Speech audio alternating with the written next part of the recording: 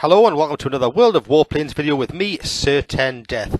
Today we're taking a look at another Is It Worth the Gold video because this little beauty has appeared in the premium shop for the next few days during the Valentine period of 2018. It is the CAC CA-12 Boomerang, a British Tier 5 fighter, and we're going to be answering the question, is it actually worth investing in? There's a strong argument that it's worth getting anyway before you go any further, simply because the price of the package is basically €10 or about £8.20, and for that you get 30 days of premium account as well as the plane, so it means you're actually getting the plane for a little more than a pound or two or a couple of euros. But as ever, I'll be showing you some gameplay footage, showing you what this plane does well, what it doesn't do so well, and having a chat about its strengths and weaknesses along the way, and ultimately answering the question, is it worth investing in? There are quite a lot of Tier 5 fighters in the game, and amongst those, quite a few Tier 5 premiums. Just within the British tech tree, other than this, there is of course the Spitfire 1A and also the Miles M20 and the Vickers Venom. So there's 4 premium Tier 5 fighters. I have already reviewed the Spitfire 1A and I'll put a link to that in the video around about now.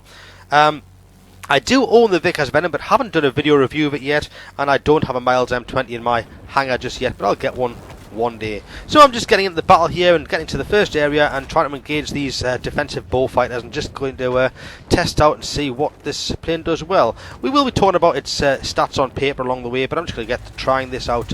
And the first thing I'm noticing here is the damage output.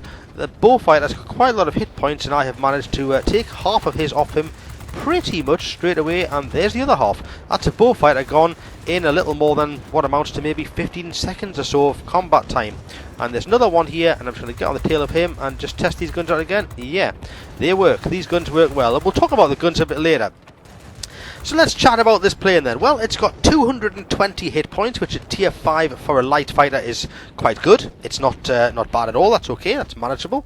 It has an on-paper manoeuvrability rating of 78, which is not the most manoeuvrable. It's not as quick as maybe some of those Japanese light fighters and one or two others, but 78 is certainly workable, and it has a turn time of 9.2 seconds, which again is not the best, but it's quick enough. I find it generally good enough to get turning around, and you will see examples in this gameplay of me managing to out-turn other planes quite easily.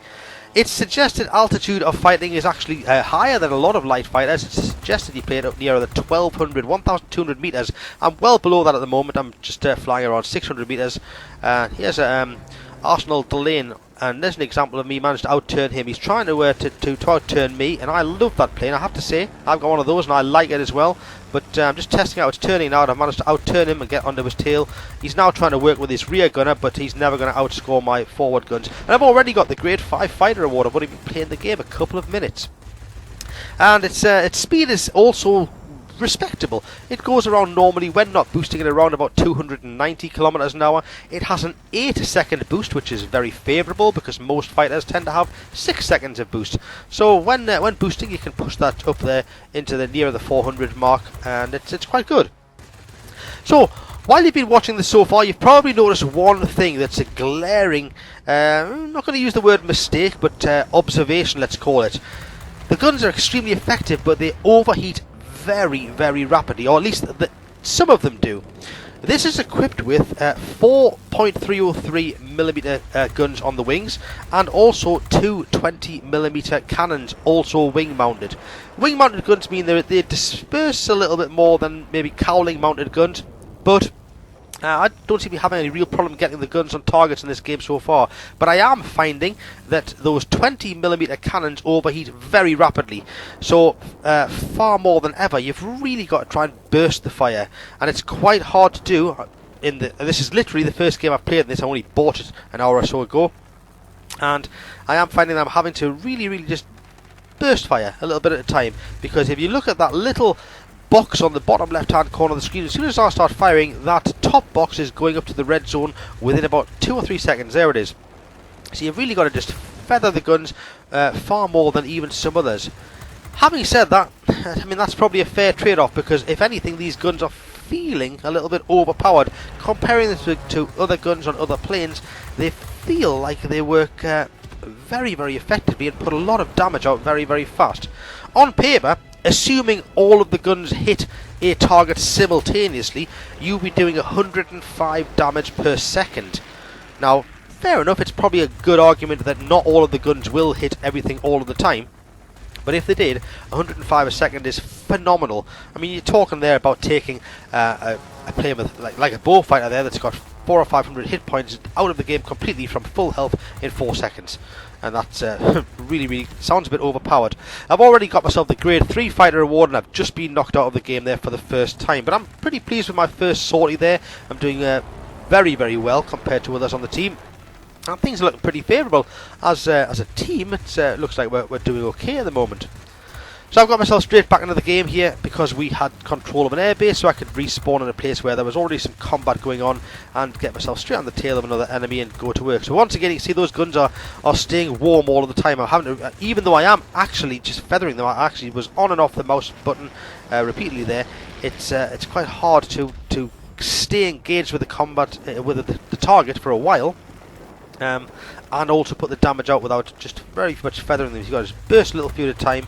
So you will see me holding the button down until it goes red and then just letting it off and trying to pulse it in and out, letting it just cool down and go a bit more pink. Once you get the hang of it and you are used to how the guns operate, they are fantastic. There's no other word for it really.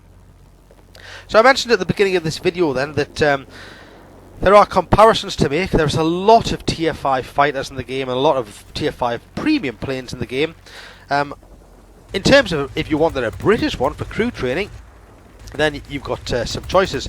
You've got the Spitfire 1A, which I have reviewed, and I'll put a link into that.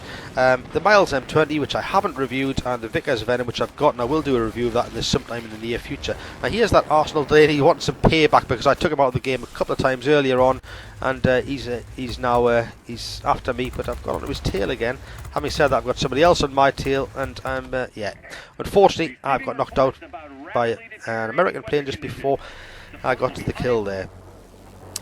As part of this Valentine's Day special, there are a couple of other offers on which are a similar deal. There's the American, the Erebonita XFL1, which I'll also put a review into right now. And there is a one which isn't a fighter, it's a multi-role fighter, which is the Russian P-40 M105, which I reviewed just last week, which I can put a link into as well. Both of those are probably worth looking at as well. There's the grade 2 fighter award, just shy of 10,000 combat points, and everything's looking pretty good here, although the enemy are now starting to turn around the base control a lot more effectively. I'm trying to do the best that I can as a fighter in the game and just knocking down air targets one after the other. The squall line is now in place, so everything that's knocked out of the game now, there's the Conqueror award, it's not coming back.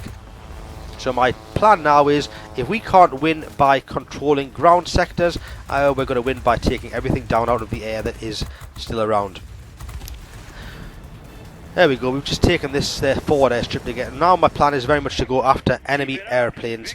I'm just having a quick look there, and at the minute they've got quite a few still alive. We've lost a few, so things are not looking too favourable right now. We're still ahead on points, but they are taking superiority points faster than we are right now. So I just want to go and get back into the gameplay here. We've got that multi-role heading towards me, and he's going to be my first target. He's looking at somebody else, which makes my life even simpler, because once he banks around, I've just taken a huge amount of his health off him when I got to see pretty much all of his fuselage, and that's him gone. That's one out of the game. Next victim, please. Yep, you'll do nicely. It's that Arsenal Dane coming straight at me. He decides when he's going at a head-on-head that he's going to bank out, and that's because I think I'm out-damaging him significantly in a one-on-one. Actually, the 10C2 does have good forward guns as well. I don't know whether he was just unlucky with his not hitting me very much, but I took no damage and he took a lot. So that's him out of the game now, and let's try and get the next guy out of the game. Just having to work a little bit to get on the tail of this guy while the weapons cool down. There's the Hero of the Sky badge for passing 14,000. Grade 1 Fighter Award, which is very nice to get. And Flying Paladin Award. And Winged Legend. A whole bag of awards at the same time. Just past 15,000 combat points now. So you're probably going to guess where I'm going with this video then. I said at the very start, but this is one of those is it worth the gold videos. Based on this, I've got to say yes, it is. This is genuinely my very first game. In fact, you could, if you wanted to, if you watched this video early enough, you could check my stats should you choose to, because you'll see I have played one single game in this, which is this game. And Yeah, it's lovely to play. I'm enjoying it. The guns take a little bit of getting used to. I'm just noticing now that we have knocked a lot of them out of the sky now, and the only way we're going to win this game now, because they've got more points than us, is to get rid of them all. So let's try and get rid of this bullfighter. He's probably doing the wrong thing by... There's also an attack aircraft. Let's put a few shots at him as I go past, but I want rid of the bullfighter first, because the attack aircraft isn't really going to fight back very much, so he's a... I suppose you can almost consider a bit of a softer target to get rid of. Come on, that's him gone. That's me passing, that's me almost 17,000 combat points now. And there's only one left, and it's a bomber. And unfortunately for us, not for me, this bomber's doing what bombers do best. He's staying well out of the way. So I'm trying to use my boost and my engine power to get up to anywhere near him, but I'm a light fighter, and I was quite low to the ground, and unfortunately that's the end of the game. The bomber wins the game for the team. I've finished on just under 18,000 combat points, loving getting a grade 1 fighter, and obviously finishing first on the team. Conqueror Award, Winged Legend Award, Flying Paladin, and Hero of the Sky, and Flying Warrior. And well, premium planes are all about one thing, whether they make credits or not. Did I make credits? I think it's fair to say that I did. Just under 200,000 in a tier 5 plane.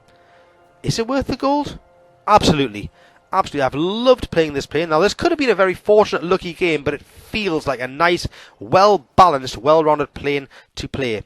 If you're wondering whether you should throw €10 or $10 at Wargaming this weekend to get yourself 30 days of premium time, as well as the plane, and it actually has some extra XP missions specific to this plane as well, I would say go and get it. Get this one. The XFL one is also available, and so is the P40 M105, but I have loved the Boomerang. Great little plane. Highly recommended. Thanks very much for watching. Cheers now. Goodbye.